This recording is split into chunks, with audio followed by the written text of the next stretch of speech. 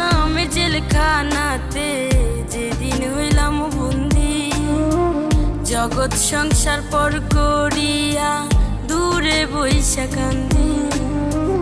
প্রবাস নামে জেলখানাতে যেদিন হইলাম বন্দি, জগৎ সংসার পর করিয়া দূরে বইসা কান্দি।